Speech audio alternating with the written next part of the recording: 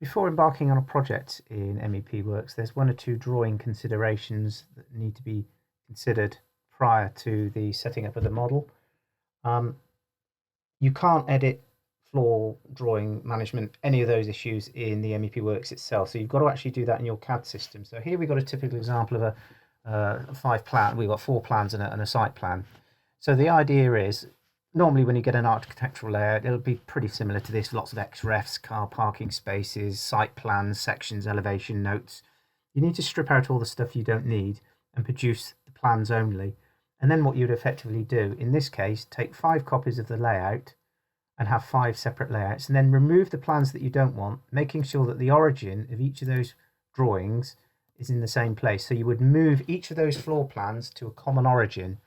That's very important because A, the transfer of heat between the floors and the ceilings will look at the spaces above and below.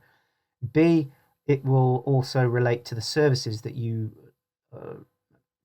move up and down through the building in their relative positions. And C, you've also got the site plan to consider, because if you're doing cooling calculations and you are putting obstructing buildings in, all of those drawing floor plans and the site plan need to share the same origin. So the first thing is to move the drawings, separate them out, and have the common origin. The next issue is one of drawing units. Typically a typical drawing units will be in millimeters. So for example, if you measure a door and it says 900 units, you know you're talking millimeters. So you would enter 1,000 drawing units per meter because there are 1,000 millimeters to a meter. If the drawing units on a measured door said 0.9 units when measured in CAD, then you can successfully conclude that that's it drawn in meters. Therefore, where it says drawing units per meter, you would put 1 in.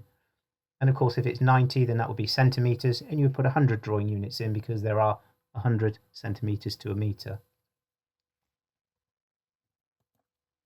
The other consideration is the extents of the layout. You might find that an architect may use a site plan as an underlying layout on a frozen layer. That will affect the extents of the drawing. There is a limit to 1,000 times magnification in MEP Works, and you don't want to be hampered by not being able to zoom in because the source drawing still retains the extents, including the unfrozen layers. So what you need to do is thaw any unwanted layers and get rid of any of the stuff that you don't need. Just delete it.